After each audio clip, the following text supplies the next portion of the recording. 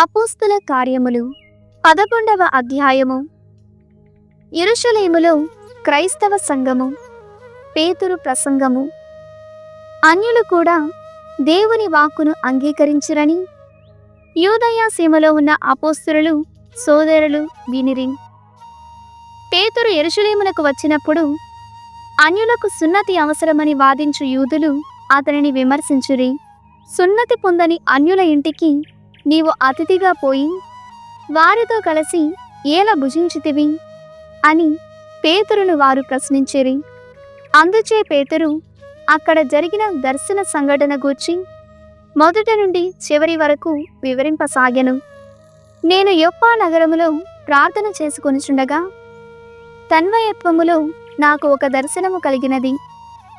ఆ దర్శనములో పరలోకము నుండి 4 కొమ్ములతో క్రిందకు దింపబడుచున్న ఒక పెద్ద దుప్పటి వంటి దానిని చూచితిని. అది నా ఎదుటకు వచ్చి ఆగినది. నేను పరిశీలించి చూడగా అందులో జంతువులు, అడవి మృగములు, ప్రాకిడి ప్రాణులు, ఆకాశ పక్షులు నాకు కనిపించినవి.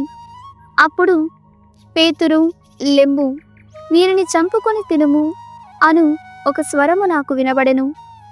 కానీ నేను, ప్రభు, వలదు, నేను ఎప్పుడైనను నిషిద్ధమైనదియు అపరిశుద్ధమైనదియు తినలేదు అని బదులు పలికితిని. మరలా ఆకాశము నుండి ఆ స్వరము, దేవుడు శుద్ధమైనదని ప్రకటించిన దానిని నీవు నిషిద్ధముగా భావింపరాదు అని వినిపించెను. ముమ్మారు అట్లు జరిగిన పిదప అది అంతయు పరలోకమునకు తీసుకొని పోబడెను. ఆ సమయములోనే కైసరియా నుండి నా కొరకు పంపబడిన 3 మనుషులు నేను ఉండిన ఇంటి యొద్దకు వచ్చిరి. సందేహింపక వారితో వెళ్ళుము అని ఆత్మ నాతో చెప్పెను. ఈ 6 సోదరులను నాతో కైసరియాకు వచ్చిరి. మేమందరము కొర్నేలి ఇంటికి వెళ్ళితిమి.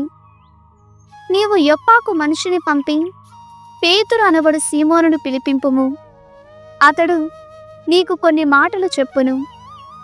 ఆ ఉపదేశముచే నీవు నీ కుటుంబమును రక్షింపబడుదురు అని ఒక దేవదూత తన ఇంటిలో కనిపించి చెప్పినదంతయు అతడు మాకు వినిపించెను. నేను మాట్లాడుటకు ప్రారంభించినప్పుడు మొదట మనపై దిగివచ్చినట్లుగానే పవిత్రాత్మ వారిపైనను దిగివచ్చెను. యోహాను నీటితో బప్తిస్మమిచ్చెను, కానీ మీరు పవిత్రాత్మతో జ్ఞానస్నానము పొందుదురు అని ప్రభువు చెప్పిన విషయము అప్పుడు నాకు జ్ఞాపకము వచ్చినది. మనము ప్రభువైన యేసుక్రీస్తును విశ్వసించినప్పుడు దేవుడు మనకి ఇచ్చిన వరమునే అన్యులకును ఇచ్చెను. ఆయనను కాదనుటకు నేను ఎవడను అని పేతురు వారికి తెలియజెప్పెను. వారు ఇది విని విమర్శించుట మానివేసి పశ్చాత్తాపపడి నిత్య జీవం పొందుటకు దేవుడు అన్యులకు కూడా అవకాశము కల్పించెను అని వారు దేవుని స్తుతించిరి. అంతియోకియాలో క్రైస్తవ సంఘము. స్టెఫాను చంపబడినప్పుడు జరిగిన హింసాకాండ వలన విశ్వాసులు చెల్లాచెదురైరి. వారిలో కొందరు యూదులకు మాత్రమే దేవుని వాక్యమును బోధించుచు ఫినీషియా, సైప్రసు, అంతియోకియాల వరకు వెళ్ళిరి. కానీ సైప్రసు, సిరేని నుండి వచ్చిన కొందరు అంతియోకియాకు వెళ్ళి ప్రభువైన యేసును గూర్చి గ్రీకులకు ప్రసంగించిరి. ప్రభు హస్తము వారికి తోడై ఉండెను కనుక అనేకులు విశ్వసించి ప్రభు వైపు తిరిగిరి. ఈ వర్తమానము యెరూషలేములోని క్రీస్తు సంఘమునకు తెలిసి వారు బర్నబాను అంతియోకియాకు పంపిరి. అతడు అక్కడకు వెళ్ళి దేవుని కృపను చూచి సంతోషించి ప్రభువు ఎడల హృదయపూర్వకముగా విశ్వాసపాత్రులై ఉండుడని వారిని ప్రోత్సహించెను. ఈ బర్నబా మంచివాడు. అతడు పవిత్రాత్మతోనూ విశ్వాసముతోనూ నిండియుండెను. ప్రభువుని విశ్వసించు వారి సంఖ్య అధికమయ్యెను. పిదప బర్నబా సౌలుని వెదకుటకై తార్సునకు వెళ్ళెను. అక్కడ అతడు సౌలును కనుగొని అతనిని అంతియోకియాకు తీసుకుని వచ్చెను. 1 ఏడాది వారిద్దరూ అచటి క్రీస్తు సంఘమును కలుసుకొని అనేకులకు బోధించిరి. అంతియోకియాలోని శిష్యులు మొట్టమొదటిసారిగా క్రైస్తవులు అని పిలువబడిరి. ఆ రోజులలో కొందరు ప్రవక్తలు యెరూషలేము నుండి అంతియోకియాకు పోయిరి. వారిలో అగాబు అనువాడు లేచి నిలువబడి భూలోకమంతటను గొప్ప కరువు రానున్నదని ఆత్మశక్తిచే ప్రవచించెను. ఆ కరువు క్లౌదియా చక్రవర్తి కాలములో సంభవించెను. అందుచే శిష్యులు తమ శక్తి కొలది యూదయలోని సోదరులకు సాయము పంపవలెనని నిర్ణయించుకొనిరి. వారట్లు చేసి బర్నబా, సౌలుల ద్వారా ఆ డబ్బును సంఘపు పెద్దలకు పంపించిరి. పునీత పౌలు కొరింథీయులకు వ్రాసిన మొదటి లేఖ 3వ అధ్యాయము. దేవుని సేవకులు. సోదరులారా, నిజమునకు ఆధ్యాత్మిక వ్యక్తులతో మాట్లాడిన విధమున మీతో మాట్లాడలేకపోయితిని. లౌకికులని, క్రైస్తవ విశ్వాసములో పసిబిడ్డలని ఎంచి నేను మీతో మాట్లాడవలసి వచ్చినది. అన్నము తినుటకు మీకు శక్తి లేనందున మిమ్ము భోజనముతో కాక పాలతోనే పోషింపవలసి వచ్చినది. అంతేకాదు, ఇప్పటికి మీరు భుజింపగల స్థితిలో లేరు. ఏలయన ఇప్పటికి మీరు లౌకికముగానే జీవించుచున్నారు గదా. అసూయ పరులై ఒకరితో ఒకరు కలహించుచుండుటచే ఇంకను మీరు లౌకికులుగా, మానవ మాతృలుగా జీవించుచున్నట్లే కదా. ఒకడు నేను పౌలు అనుయాయుడను అని, మరి ఒకడు నేను అపొల్లో సహచరుడను అని పలుకుచున్నప్పుడు మీరు లౌకిక వ్యక్తులుగా ప్రవర్తించుటలేదా? నిజమునకు అపొల్లో ఎవరు, పౌలు ఎవరు? మేము మిమ్ము విశ్వసింపచేసిన ఆ దేవుని సేవకులము మాత్రమే. ప్రతి వ్యక్తి దేవుడు వానికి అప్పగించిన పనిని చేయును. నేను విత్తనమును నాటితిని, అపొల్లో నీరు పోసెను, కాని దానికి పెరుగుదలను ఇచ్చినది దేవుడై. నిజమునకు విత్తువాడు, నీరు పోయివాడును ముఖ్యులు కారు. ఏలైనా మొక్కకు పెరుగుదలను వసగు దేవుడే ముఖ్యుడు. విత్తువానికిని నీరు పోయువానికిని భేదమే లేదు. వాని వాని పనిని బట్టి ప్రతి వ్యక్తికిని దేవుడు ప్రతిఫలమును ఇచ్చును. మేము దేవుని సేవలో కలిసి పనిచేయు వారము. మీరు దేవుని పొలము, మీరు దేవుని భవనము కూడా. దేవుడు నాకు వసిగిన అనుగ్రహముతో నేర్పరియగు శిల్పి వలె పనిచేసి పునాదిని వేసితిని. వేరొకడు దానిపై నిర్మించుచున్నాడు. కాని తన నిర్మాణ విషయమున ప్రతి వ్యక్తి జాగ్రత్తగా ఉండవలెను. ఏలయనా యేసుక్రీస్తు అను దేవుడు వేసిన పునాది తప్ప వేరొక పునాదిని ఎవడును వేయజాలడు. పునాది పైన కట్టడములో కొందరు బంగారమును, వెండిని, అమూల్యములగు శిలలను ఉపయోగింతురు. మరికొందరు చెక్కను, ఎండుగడ్డిని, రెల్లు తుబ్బును వాడుదురు. క్రీస్తు దినమున దానిని బహిరంగపరచిన నాడు ఒక్కొక్కని పనితనము తెలియనగును. ఏలయనా ఆనాటి అగ్నిజ్వాల ప్రతి వ్యక్తి పనితనము బహిరంగపరచును. ఆ అగ్ని దానిని పరీక్షించి దాని నిజ స్వభావమును ప్రదర్శించును. పునాదిపై ఒకడు నిర్మించిన కట్టడము ఆ అగ్నికి నిలిచినచో అతడు బహుమానము పొందును. కాని ఎవని కృషి అయినను దగ్ధమైపోయినచో అతడు తన బహుమానమును కోల్పోవును. కాని ఆ అగ్ని నుండి అతడు తప్పించుకొనెను అనునట్లు అతడు మాత్రము రక్షింపబడును. మీరు దేవుని ఆలయమని, దేవుని ఆత్మకు నివాసమని మీకు తెలియదా? ఎవడైనను దేవుని ఆలయమును ధ్వంసము చేసినచో దేవుడు వారిని ధ్వంసము చేయును. ఏలయనా దేవుని ఆలయము పవిత్రమైనది, మీరే ఆయన ఆలయము. ఎవడును తనను తాను మోసగించుకొనరాదు. మీలో ఎవడైనను లౌకికమైన విలువలను బట్టి తనను వివేకిగా ఎంచుకొననేని నిజముగా వివేకవంతుడగుటకు గాను అతడు అవివేకి కావలెను. ఏలయన ఈ లోకముచే వివేకముగా పరిగణింపబడినది దేవుని దృష్టిలో అవివేకము.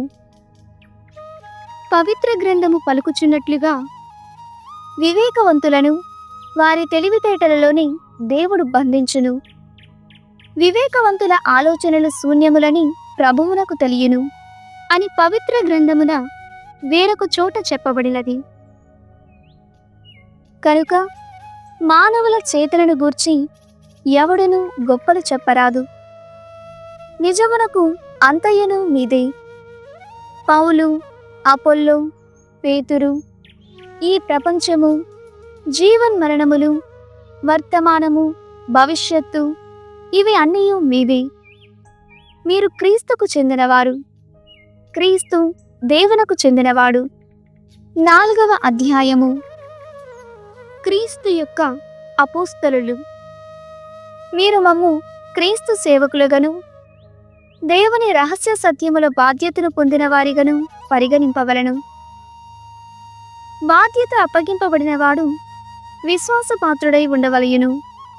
కనుక మీరు గాని లేక ఏ మానవ న్యాయస్థానము గాని నాకు తీర్పు చెప్పుట గూర్చి నేను ఎంతమాత్రము పట్టించుకొనను. నేను కూడా నాపై తీర్పు చెప్పుకొనను. నా మనస్సాక్షి నిర్మలముగా ఉన్నది. కాని అంత మాత్రమున నేను నిర్దోషినని అది నిరూపింపదు. ప్రభువే నాపై తీర్పు చెప్పును. కనుక తగిన సమయము ఆసన్నమగు వరకు, ప్రభువు రాకడ వరకును ఎవనిపైనను మీరు తీర్పు చెప్పరాదు. చీకటి యందున్న రహస్య విషయములను ఆయన వెలికి తీయును. హృదయములలోని ఆలోచనలను ఆయన బహిరంగమునర్చును. అప్పుడు తనకు తగిన విధమున ప్రతి వ్యక్తియు దేవుని పొగడ్తను పొందును. సోదరులారా, మీ కొరకే దీనిని అంతయు నాకును అపొల్లోకును అన్వయింపచేసితిని. వ్రాయబడిన దానిని మీరు అతిక్రమింపకుండుటయును, మీలో ఎవరును ఒకరిని గూర్చి గర్వించి మరి ఒకరిని తృణీకరింపకుండుటయును మా నుండి నేర్చుకునవలననియే అటుల చేసితిని. ఇతరుల కంటే నిన్ను అదుగునిగా పరిగణించినదెవరు? దేవుని నుంచి పొందనిది నీ వద్ద ఏమైనా ఉన్నదా? మరి ఈ విధముగా పొందినదైతే నీకు ఉన్నది దేవుడు ఇచ్చిన దానము కాదని నీవు ఎట్లు గర్వింపగలవు? ఇప్పటికీ మీకు సమస్తమును సమకూరినది. ఇప్పటికీ మీరు ఐశ్వర్యవంతులు. మమ్ము విడిచిపెట్టి మీరు రాజులైతిరి. మీరు నిజముగా రాజులు కావాలననియే నా కోరిక. అప్పుడు మీతో పాటు మేమును రాజులము కాగలము. మరణదండన విధింపబడిన వారమైనట్లు దేవుడు అపోస్తలులమైన మమ్మును అందరికంటే కడపట ఉంచియున్నాడని నాకు తోచుచున్నది. మేము లోకమునకును దేవదూతలకును మనుష్యులకును ప్రదర్శనగా ఉన్నాము. క్రీస్తు కొరకు మేము అవివేకులము, కాని క్రీస్తునందు మీరు వివేకవంతులు. మేము బలహీనులము, కాని మీరు బలవంతులు. మేము తృణీకరింపబడుచున్నాము, కాని మీరు గౌరవింపబడుచున్నారు. ఈ క్షణము వరకును మేము ఆకలి దప్పులతో ఉన్నవారము. మావి చింపరి గుడ్డలు. మేము హింసింపబడుచున్నాము. ఊళ్ళు పట్టుకొని మేము తిరుగుచున్నాము. మా పోషణకై మేము ఎంతయో కష్టపడి పనిచేయుదుము. మేము శపింపబడినప్పుడు దీవింతుము, హింసింపబడినప్పుడు సహింతుము, అవమానింపబడినప్పుడు మనవి చేసుకుందుము. ఇప్పటి వరకును మేము ఈ లోకపు చెత్తగా మురుగుగా ఎంచబడి ఉన్నాము. మీరు సిగ్గుపడున్నట్లు చేయవలనని నేను ఇట్లు వ్రాయుటలేదు. నా ప్రియపుత్రులుగా మీకు బోధించుటకే నేను ఇట్లు వ్రాయుచున్నాను. ఏలయనా, క్రీస్తునందు మీ జీవితమున మీకు 10,000 మంది గురువులున్నను మీకు తండ్రి ఒక్కడే. ఏలయనా, మీకు సువార్తను అందించుట ద్వారా క్రీస్తు యేసునందు మీ జీవితమున నేను మీకు తండ్రినైతిని.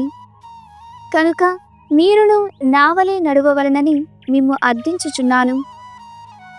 ఇందులకి తిమోతిని మీ వద్దకు పంపుచున్నాను. అతడు ప్రియతముడును క్రీస్తునందు విశ్వాసపాత్రుడనైన నా పుత్రుడు. అతడు క్రీస్తునందు నేను నడుచుకున్న విధమును, అనగా ప్రతి స్థలములోను ప్రతి సంఘములోను నేను బోధించు విధమును మీకు జ్ఞాపకము చేయును. నేను మిమ్ము చూడరాబోనని తలచి మీలో కొందరు గర్వపడుచున్నారు. కాని ప్రభువు చిత్తమైనచో నేను మిమ్ము త్వరలోనే చేరుకొందును. అప్పుడు ఆ గర్వించడి వారి మాటలను గాక వారి బలమును నేను తెలుసుకొందును. ఏలయనా దేవుని రాజ్యము మాటలతో కాక శక్తి సమన్వితమై ఉన్నది. నీకు ఏది ఇష్టము? నన్ను బెత్తము పుచ్చుకొని మీ యొద్దకు రమ్మందురా, లేక ప్రేమతోనూ సాత్వికమైన మనస్సుతోనూ రావలయునా? సామెతల గ్రంథము 27వ అధ్యాయము. నీ గొర్రెల మందలను జాగ్రత్తగా చూసుకొనుము, నీ పశుల మందలను చక్కగా కాపాడుకొనుము. సంపదలు కలకాలము నిలువవు, రాజ్యములు కూడా శాశ్వతముగా కొనసాగవు. మొదట నీ పొలములోని గడ్డి కోసుకొనుము, అది మరల పెరుగుచుండగా కొండ ప్రక్కనున్న గడ్డి కోసుకొనుము. గొర్రెల ఉన్ని నుండి నీవు బట్టలు నేసుకోవచ్చును, కొన్ని మేకలను అమ్మి పొలము కొనవచ్చును. మిగిలిన మేకల పాలు నీకును నీ కుటుంబమునకును నీ పనికత్తెలకు కూడా సరిపోవును.